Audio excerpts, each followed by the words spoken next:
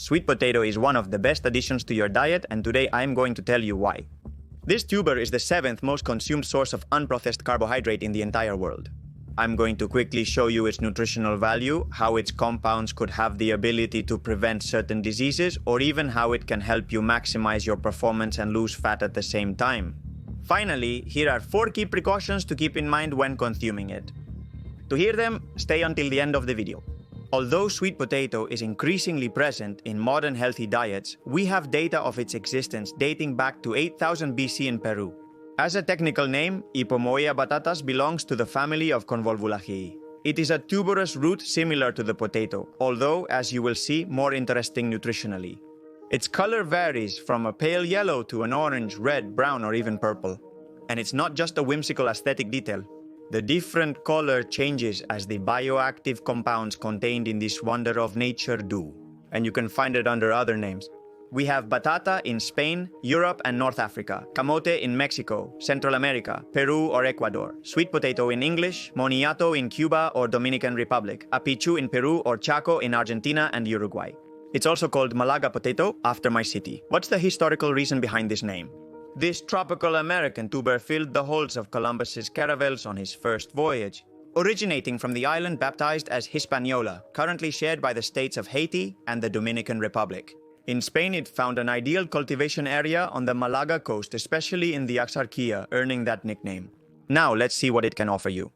Nutritionally, a medium sweet potato of 115 grams, roasted and with its skin, contains about 100 calories. 24 grams of carbohydrate, 4 grams of fiber, about 4 or 5 grams of simple sugars, 120% of the recommended dietary allowance of vitamin A, and 20% of the recommended dietary allowance of manganese, vitamin C, copper, or vitamin B6.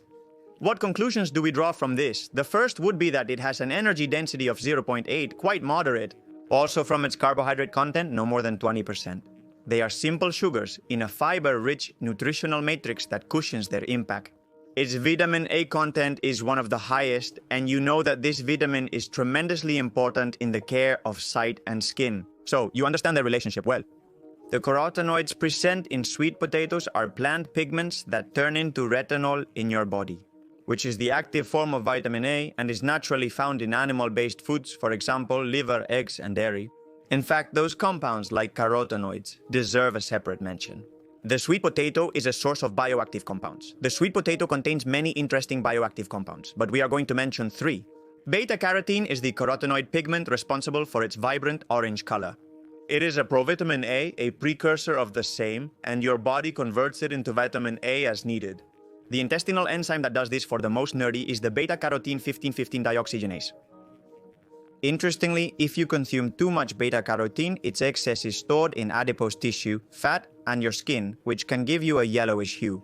Beta-carotene improves visual health and has even shown preventive power in age-related macular degeneration. It also helps to keep epithelial barriers intact, such as the skin, or protects against sun damage. The second compound I want to mention is chlorogenic acid. It's an abundant polyphenol, also found in coffee, apples, pears, blueberries, artichokes, and other foods. It converts into caffeic and ferulic acids, both of which have biological activity. As benefits, bitters, it has a slightly hypoglycemic effect, it can lower glucose a little bit, neutralizes free radicals, has vasodilating properties, and it seems to regulate hormones related to satiety. The third group of interesting molecules is the anthocyanins. They are water-soluble pigments that give fruits and vegetables red, purple, or blue colors. Think of blueberries, blackberries, raspberries, cherries, eggplants, or red wine, and they are especially abundant in purple sweet potatoes. Their benefits would make for a separate video, but keep that in mind. It improves endothelial function, increasing the production of nitric oxide in the vessels, and has very good evidence in cognitive improvement, especially in memory. Visual health. In addition to boosting immunity, vitamin A is essential for maintaining healthy vision. A deficiency of vitamin A can cause symptoms such as dry eye, night blindness, accumulation of keratin in the conjunctiva, and even total loss of vision in severe cases. A medium sweet potato can easily meet and surpass your daily vitamin A requirements. Sweet potatoes also contain antioxidants that can contribute to eye health. Studies show that beta-carotene, vitamin C, and vitamin E can slow the progression of age-related macular degeneration. As I mentioned, there is a disease that can lead to vision loss. It has great versatility.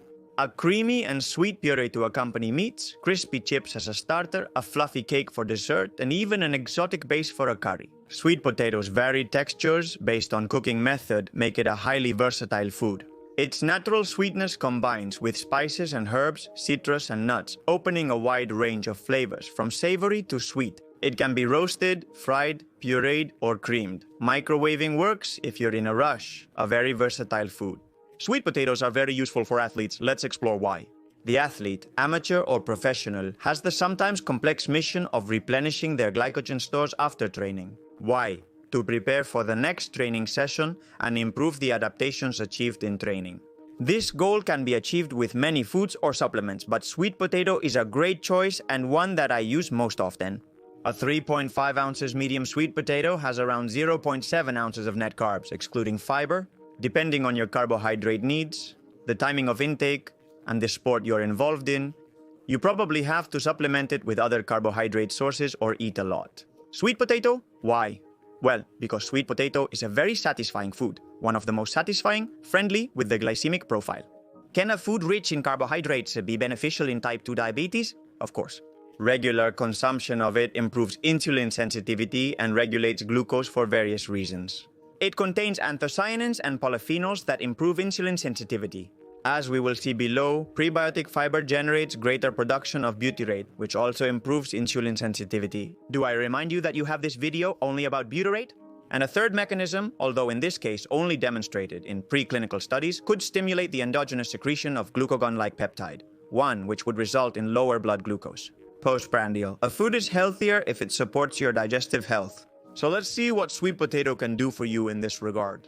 Sweet potatoes contain soluble and insoluble fiber, which promotes digestive health. The fiber content helps to soften stools, add bulk, and promote regular bowel movements. Some of the fiber is prebiotic, which when consumed regularly boosts beneficial bacteria like Bifidobacterium, Faecalibacterium, and Prevotella. At the same time, it reduces the number of harmful bacteria, such as Proteobacteria. Fermenting sweet potato fiber by these bacteria produces short-chain fatty acids like propionate or butyrate. These enhance gut barrier function, preventing leaky gut and chronic low-grade inflammation, which usually starts from here. And the already several times mentioned anthocyanin polyphenols present in sweet potatoes, especially in purple varieties, have been shown to modulate intestinal bacteria and reduce inflammation of the digestive tract. Fiber is not the only factor that aids digestive health. Now let's discuss the precautions I mentioned earlier. Overcooking or baking potatoes raises their glycemic index significantly. And this doesn't just happen with sweet potatoes, which would lose some of their metabolic benefits. Second, is this a precaution or a recommendation? Leave the skin on. Many of the bioactive compounds we mentioned are concentrated in it. Wash them thoroughly before cooking. Third, be cautious with oxalate. Its oxalic acid content is medium-high, so if you overconsume it and have a genetic susceptibility, you could develop oxalate stones. If you have personal or family history of lithiasis, it's better to limit its consumption. Finally, some studies have shown that very high doses of beta-carotene supplements can increase the risk of lung cancer in smokers. To get these doses of beta-carotene from sweet potatoes, you'd have to eat a lot. As a precaution, smokers should especially avoid very high beta-carotene doses. Should you eliminate sweet potatoes from your diet? I think not. As long as you don't overdo it, it's enough. That's it for today's video on one of the best carbohydrate sources. I hope you've learned something. See you next time. A big hug and keep on empowering.